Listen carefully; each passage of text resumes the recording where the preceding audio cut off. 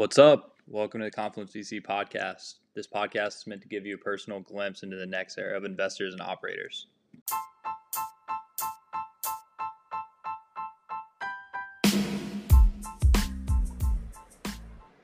This week we had on Ashley Paston with Bain Capital Ventures. Bain is a multi-strategy fund with offices in New York, Boston, and San Francisco. Ashley sits in New York on the Fintech team at Bain, and she primarily focuses on venture and growth stage opportunities in the space.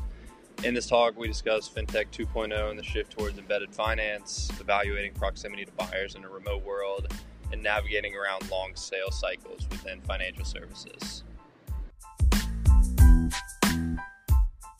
So, everyone, welcome to the Confluence podcast. Today we have someone very special that I've admired for years in their firm for years over at Bain Capital Ventures, Ashley Paston, where we've been actually looking to get her on here for a while now. We had to push things around. It is an honor. Ashley, you want to take a minute or two to give us some insight into your background, how you got into venture, where you are today? Yeah, of course. I was born to two parents in financial services.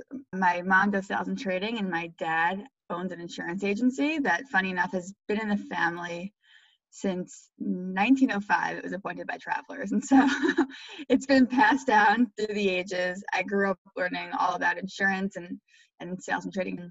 And so I went to school to study business and then ended up at McKinsey. And at McKinsey, I unsurprisingly had all this background knowledge on some of these industries. So I spent most of my time working with banks, pension funds, asset managers, and insurance companies. 2 years after McKinsey, I moved over to Bain Cap Ventures, where I'm focusing on financial services and Fintech. So most of my time now is spent on payments, investing, lending, and insurance. And I've been here for about 2.5 years, and it's been such a great ride. That is beautiful. That is beautiful. I always joke with my buddies over at McKinsey, and I'm just always perplexed as to why it is that BCG and Bain have created their own awesome venture opportunities, and McKinsey doesn't. I'm assuming they would have been very lucky to keep you on the team. With that, I find it very beautiful, in fact, that you have a family with Fintech background.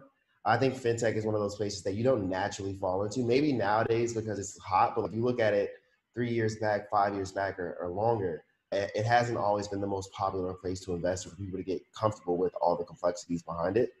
Can you talk a little bit about how Bain ended up in that space? Like when I was at Point 72, we had our hot list of the 10 firms that actually mattered, and we've always been a huge fan of Bain, Matt Harrison, and a lot of the deals you all have done.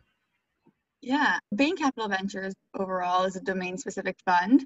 So we have 30 investors across our 3 offices, and every single person on the team is maniacally focused on their vertical. We have experts in cybersecurity, in SaaS and healthcare, and the team in New York with Matt Harris, where I work, is focused exclusively on Fintech. And I think it's the fact that we spend every single second of every single day thinking about financial services that really makes Bain special, but 2, just helps us find the best entrepreneurs, because that's the whole name of the game, right? Figuring out how you can add value to companies. And if we are constantly thinking about their sector, obviously founders know the sector better than we do, but if you're constantly thinking about who the players are, what the market trends are, and what's coming up in the next 3 to 5 years, I believe you can be the most helpful to those founders and hopefully find the best opportunities in the space. Got it. I think that makes a ton of sense. It also helps you with branding. I see that you all put out a lot of vocal content surrounding the shift that's going on in Fintech, along with embedded financing and financing at the edge and things of that nature. Can you talk a bit about that shift and also about the strategy of that? Yeah, of course. And so the shift really is from Fintech 1.0 to Fintech 2.0. The way that we define Fintech 1.0 was the first stage of Fintech players that effectively said the way that incumbents are handling banking or insurance or investing is just very clunky. And so they made better versions of what incumbents offered. The Betterments of the world, the Lemonades of the world, which by the way are still very powerful and impressive companies. But the main tenet was the way that things are done are not enjoyable for the customer today, and let's bring a more enjoyable, intuitive experience. What we're focused most on is this Fintech 2.0 wave, which is embedding and baking financial technology elements such as lending, investing, and insurance into the software we use every single day. And the reason for that, or the reason we think that's going to happen, and it's already started to happen, is four main reasons. So the first is it's a zero CAC. So you've already sold a software to a merchant or a customer, and so you're effectively cross-selling versus going out and trying to acquire a net new customer to buy a payments offering or a investing offering, and the like. The second is novel functionalities. So because you are the software that has a persistent relationship, you can develop unique functionalities that other companies cannot. So a really good example is if you compare a horizontal payments player to a vertically specific software that has added payments, such as Squire. So Squire is a software that serves barbershops mainly, and they have created this novel new function. Sanj and Dave, by the way. Huge fan of Sanj and Dave. I met them when they were still at their seed and looked at it at 0.72. Amazing company, amazing team.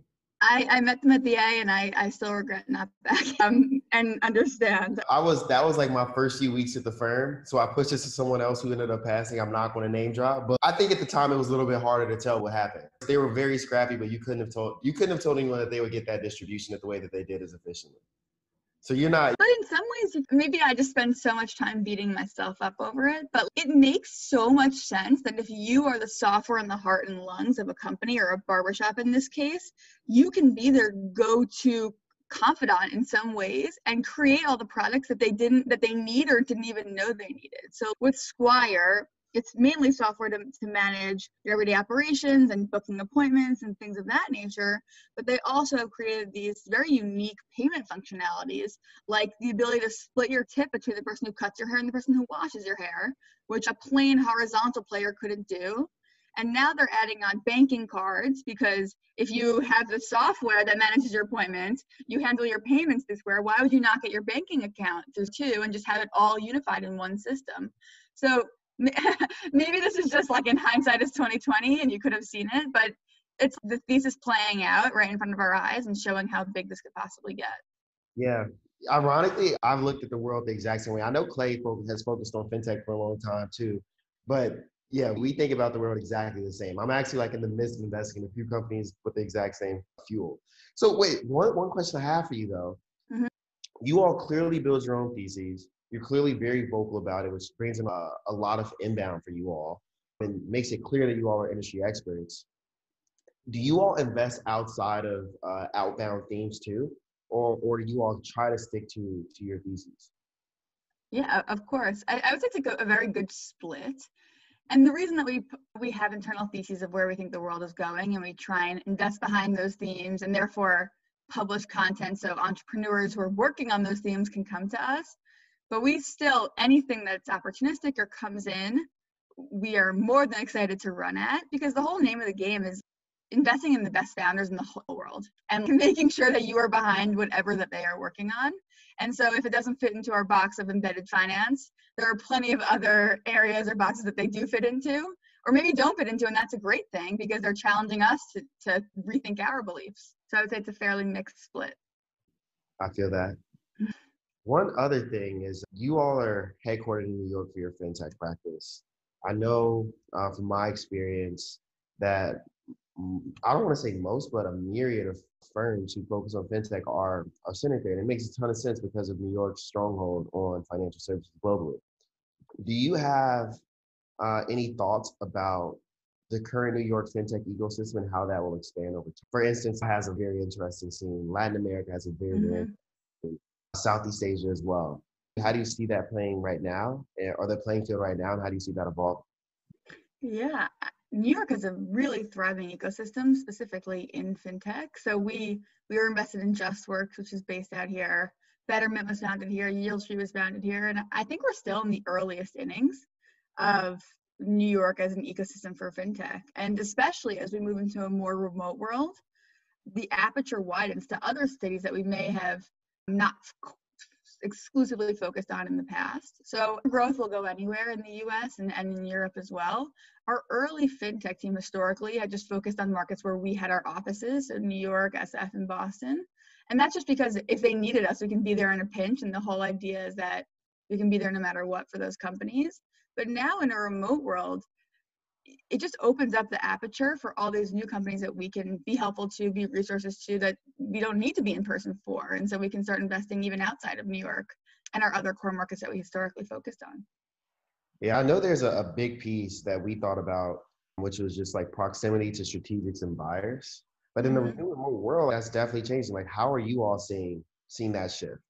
And like, do you think it ever really, or like at least today with technology, that it truly matters how close you are to the buyers and potential acquirers and strategics? I don't think so at all. I think ultimately the decision to acquire comes down to what is a synergistic opportunity for your company. And there are obviously ways that synergies manifest themselves both on the revenue and cost side. But I think location, if it was a big consideration, has just been muted significantly in a remote world. We were talking about this before. I don't know if we're ever going to go back to a 5-day work week in the office. No, but seriously, maybe it's one day on Monday for culture building and to see everyone, but we've proven how efficient people can be working from home. And I don't think location will be a core tenet in an evaluation of an acquisition opportunity going forward. Agreed, 100%.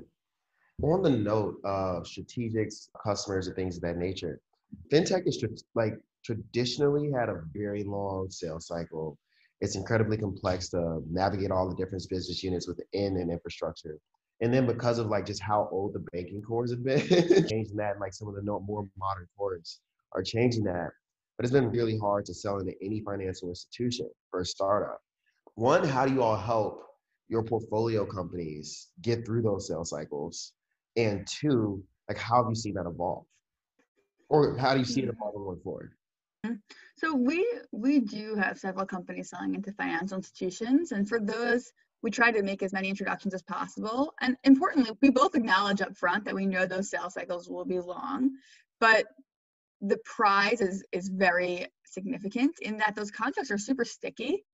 And so I think it's an upfront acknowledgement of, we know this will be a little bit of whale hunting, but if the whales are big enough, it's worth it. A space we've also spent a lot of time on, acknowledging the long sales cycles, is this developer first fintech space. And so we invested in a company called Move, which is a source available banking as a service platform, which in many ways avoids the longer sales cycles that typically come with bigger financial institutions. And there's been this, of course, across the fintech ecosystem, this developer first trend, but we've been really doubling down on this one with, as I said, companies like Move, but also other companies have invested in Orem and others. And I think that's a big way that fintech is moving into this very easily digestible, easy to on-ramp business model. Yeah, I totally agree. You all are spot on. Also, great move with Move. I want to be chasing you down. I'm chasing that company down at the B. Don't tell anyone, even though I'll put it on this podcast. One last piece there. The fact that we're doing, most fintech investors are looking at embedded financials or financial products, finding these low CAC channels, means that they do have to, in fact, convince enterprise customers to sign on, which may have long sales cycles as well, or SMBs, or these new financial, or these new apps. How do you all look at that from a sales cycle perspective? So the sales cycle of the cross-sell? Of any embedded product, right? So if you're selling it to a telecom, or you're selling it to a neobank that's doing like a roll-up of cross-sell opportunities, like adding debit cards, credit cards, etc. I think most of them get it now, but I'm wondering if you all's portfolio companies have any like challenges breaking into the enterprise space versus just the financial side. Oh, I understand. So effectively selling into enterprise with core software and cross-selling them fintech elements, and how do those sales cycles differ? I think they all get it now, and I'm just curious as to like how you think about that. Yeah, that's an approach you have to take vertical by vertical, I think. So if you're selling into prop tech companies and selling them software to manage their units, and then cross-selling payments and renters insurance and home insurance, versus selling into restaurants with software and then cross-selling them again, those same financial technology elements, you need to drill down onto who is the end consumer you're selling to. And those sales cycles typically resemble the sales cycles of that overall industry. And then fintech is just either A, helps accelerate that sales process, because now they can buy two things in one and don't have to worry about buying from two different vendors, or two, just gets cross-sold more quickly over time. Sorry, I don't know, of course, so now I'm a nerd. Like, I've loved you all for so long, so I always dive in when I talk to someone on the team. With that, because I feel like I'm definitely drilling here. We could talk about fintech for years. I truly can. How about we let Clay take over for our quick fire round? And then from there, we'll let you ask us a few questions as well if you like. Awesome. Cool. So these are way less technical, but these are just supposed to be meant to be answered in 2 sentences or less. I don't think we've ever had anybody answer in 2 sentences or less, but that's at least the goal. All right, so first one, what's a recommendation you hear regularly that you think is bad advice? Be a generalist.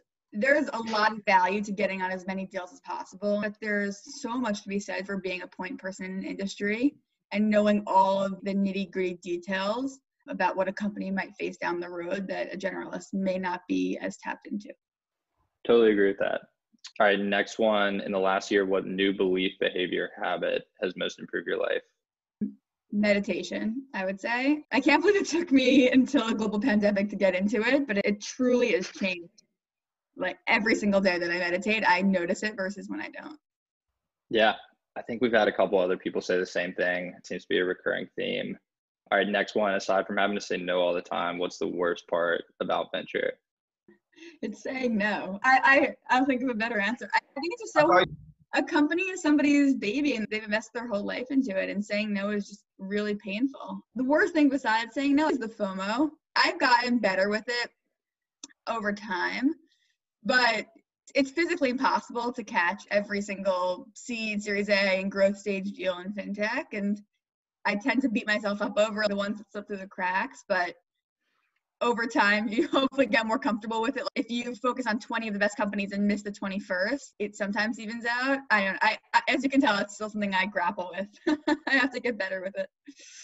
Yeah, totally. I think right now, everybody on the investment side is dealing with FOMO just because it seems like there's so much early stage deal flow going around. So trying to understand what timelines are real versus which ones are artificial, so you can focus on where you need to actually allocate your time versus just chase down stuff that seems to be moving too quickly or just isn't even real in the first place.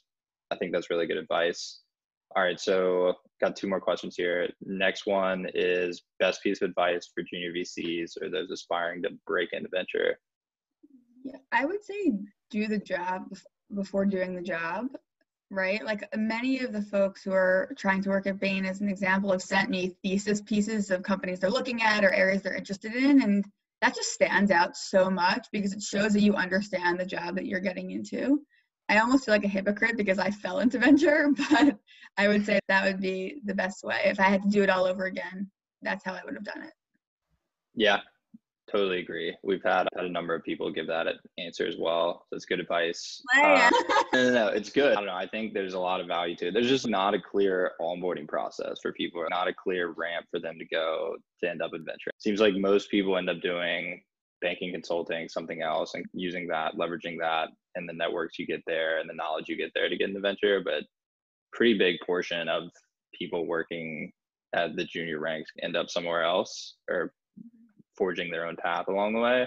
So I'm always interested, like what are the best piece of advice of breaking in? But I think that's good advice. All right, last one here, unless Tyler has anything else after this. Who is a mentor or mentors that you'd want to give credit to?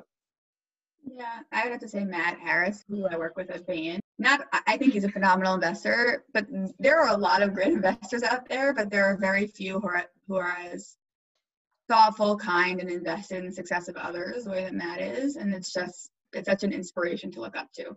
Totally. I think when I first started and I was like a month into the job, didn't know anybody, I thought for some reason I could send a cold email to Matt Harris and get a response, just showing how naive I was. And he rerouted me to 3 or 4 people on your team. It was like, he did not need to take the time to do that. Guy has way more important things to do. But that's always stuck with me. So that's awesome. He really is the best. I couldn't ask for a boss or mentor. Yeah, he's the godfather of fintech too. So a great person to learn under as well. Yeah, I couldn't agree more. Cool. So I think that's my addition to the interview process. I get the easy questions. I give Tyler the hard ones. Tyler, you have anything else?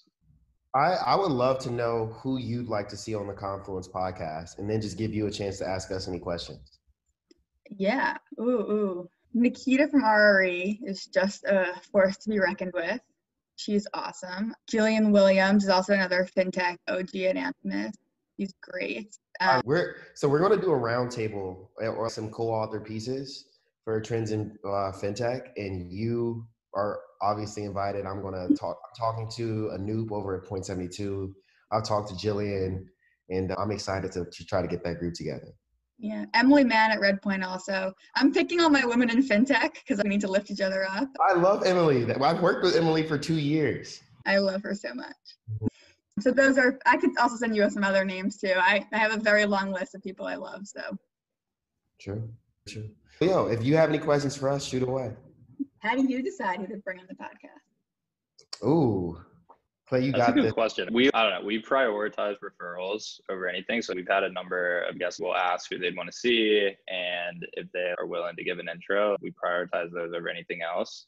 And then if not, we use these as learning experiences ourselves. Like, I know absolutely nothing, and I'm just trying to surround myself with people way smarter than myself. So I think both of us we've tried to go through the members list, like, all right, like, who can we learn from? Who would have something interesting to say? And it's not as structured of a process as you'd probably think, but I don't know, we go through once a week and we try to figure out like who can we get on the phone with, who would we want to learn from. But again, like, try to prioritize referrals before we do that. Yeah, we also prioritize contributions to the community. So I would say like a cool like 20% or something like that of people who've been on the podcast. We specifically reached out to them because they are huge in referring people to Confluence to get more members, or like they're very active in our Slack groups and adding resources to the database. And then outside of that, we love to just monitor what people are writing in real time or what projects they're working on in real time. And when someone does something dope, we have to get them. What, can you give me an example of something dope that someone did that was super dope that made you like have to reach out to them immediately? Yes. So Ken at Shasta, I don't know if you listened to that one, but that was like October, November maybe. He wrote like a full-length ebook on breaking into venture. I remember he posted it somewhere, or maybe somebody else posted it, and I took half a day to read it. It was like, this would have been something that I would have paid hundreds of dollars for as somebody trying to break in, like, just had so much packaged knowledge and it wasn't generic wisdom. So we reached out to him like, hey, this was awesome. Like, would you want to come talk about this more / like, let us ask you more questions relating to your job and what's interesting to you? And he was all for it. I'm trying to think who else, but we reached out to Megan Loyce at Lorera Hippo after she started her, this is actually before she started her Slack community, but after she launched that Medium post on Gen Z trends, which kind of sparked that Slack community, we reached out to her and said, hey, this is really cool. Would love to pick your brain on it. I'm sure there's a couple others that I'm missing, but Tyler, you have any? Yeah, I have two that come to mind immediately. One is someone who we haven't had come on the podcast yet, but we've already reached out to her, and I need to facilitate this ASAP. Her name is Jomira Herrera over at Cowboy Principal there, and she did a really interesting piece on the new career stack to empower the new economy that we live in today. So we'll have her come on and speak on it soon if she's still open to it. And then another one is just some really close friends, Jay Drain and Tasha Kim, who did the consumer trends piece, which honestly inspired a lot of how we're going to go about doing the Confluence co-author pieces. They're both incredible human beings generally.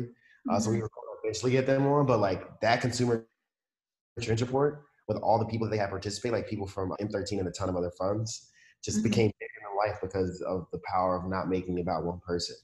Yeah, that's awesome. I love the examples.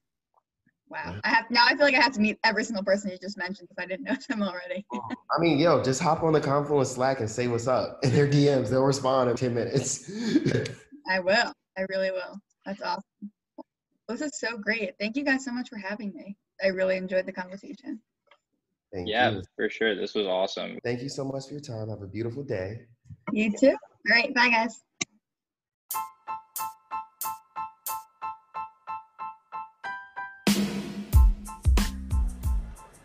Huge thanks again to Ashley for coming on this week, and we hope that each of you were able to pick up something valuable from this talk. For those of you that are interested in learning more from Ashley, we've included her social media handles in the description below. And for members of Confluence, you can find her contact info within the directories page. For next steps, if you're an investor and have not already signed up to join, we encourage you to check out our website at www.confluence.vc to submit your info to become a member. If you have any feedback for us, please feel free to reach out directly either to Tyler at gpv.com or myself at clay@bunkercapital.com. Hope to hear from you all soon.